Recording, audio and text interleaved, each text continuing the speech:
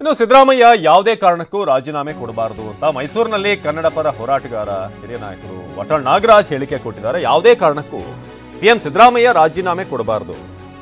ಮೈಸೂರಿನಲ್ಲಿ ಹೋರಾಟಗಾರ ವಟಾಳ್ ನಾಗರಾಜ್ ಈ ಹೇಳಿಕೆಯನ್ನು ಕೊಟ್ಟಿದ್ದಾರೆ. ಸಿದ್ದರಾಮಯ್ಯ ಜೈಲಿಗೆ ಹೋದ್ರೆ 1 ಕೋಟಿ ಜನ ಜೈಲಿಗೆ ಹೋಗ್ತೇವೆ. ನಾನು ಸೇರಿದ ಹಾಗೆ 1 ಕೋಟಿ ಜನ ಎಲ್ಲರೂ ಕೂಡ ನಾವು ಸೀದಾ ಜೈಲಿಗೆ ಹೋಗ್ತೀವಿ ಅಂತ. ಜೈಲಿಗೆ ಹೋದ್ರೆ ಅಲ್ಲಿಂದಲೇ ಅಧಿಕಾರ ಮಾಡಲಿ. ಮುಖ್ಯಮಂತ್ರಿ ಸಿದ್ದರಾಮಯ್ಯ 100 ನಾಗರ ಹಾವಿನ ಮಧ್ಯೆ ಇದ್ದಾರೆ. ಅದರಲ್ಲೂ ಅವರ ಹಿತಶತ್ರುಗಳ ಕಾಟ ಬಹಳ ಇದೆ. ಅವ್ರ ಜೊತೆಗೆ ಅಂದ್ರೆ ಅವ್ರ ಪಕ್ಷದಲ್ಲೇ ಇರುವಂತವರ ಕಾಟ ಹೆಚ್ಚಾಗಿದೆ.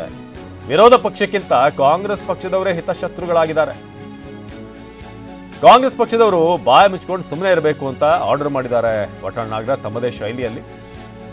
ವಿರೋಧ ಪಕ್ಷದವರು ಮೊದಲು ಅವರ ಮನೆಯನ್ನ ನೋಡ್ಕೊಳ್ಳಿ, ಅವರಲ್ಲಿರುವಂತ ಏನೇನು ಹುಳುಕುಗಳಿದೆ ಅದನ್ನು ಸರಿ ಮಾಡ್ಕೊಳ್ಳಿ ಅಂತ ಹೇಳಿದ್ದಾರೆ.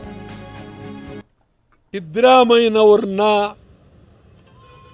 ಇಳಿಸೋಕೆ ನಾನು ಸಿದ್ದರಾಮಯ್ಯನವರು ಅಂತಲಲ್ಲ, ಯಾರೇ ಮುಖ್ಯಮಂತ್ರಿ ಆಗಲಿ ಪ್ರಜಾತಂತ್ರ ವ್ಯವಸ್ಥೆಯಲ್ಲಿ ಮುಖ್ಯಮಂತ್ರಿಯನ್ನು ಇಳಿಸೋದಾಗಲಿ ಮುಖ್ಯಮಂತ್ರಿಯನ್ನು ಮಾಡೋದಾಗಲಿ ಅದು ಶಾಸನ ಸಭೆ, ರಾಜ್ಯಪಾಲರಿಗೆ ಅದು ಇರಬಾರ್ದು.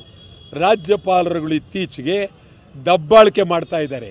ರಾಜ್ಯಪಾಲರು ಕೇರಳ ರಾಜ್ಯಪಾಲ, ತಮಿಳುನಾಡು ರಾಜ್ಯಪಾಲ, ಮಹಾರಾಷ್ಟ್ರ ರಾಜ್ಯಪಾಲ ಇವರು ಒಂದು ರೀತಿ ದಬ್ಬಾಳಿಕೆಗೆ ಇಳಿದಿದ್ದಾರೆ. ರಾಜ್ಯಪಾಲರಿಗಿರುವ ಅಧಿಕಾರವನ್ನು ಪಾರ್ಲಿಮೆಂಟ್ನಲ್ಲಿ ಸಮಗ್ರವಾಗಿ ಚರ್ಚೆ ಮಾಡಿ ಹಿಂದಕ್ಕೆ ಪಡಿಬೇಕು ಮತ್ತು ಸುಪ್ರೀಂ ಕೋರ್ಟ್ನಲ್ಲಿ ಇದರ ಬಗ್ಗೆ ಭಾಳ ವಾದ ಆಗಬೇಕು. ಸಿದ್ದರಾಮಯ್ಯನವ್ರಿಗೆ ಹೇಳ್ತೀನಿ, ಯಾವ ಕಾರಣಕ್ಕೂ ರಾಜೀನಾಮೆ ಕೊಡಕೂಡದು. ರಾಜೀನಾಮೆ ಕೊಡಿ ಅಂತ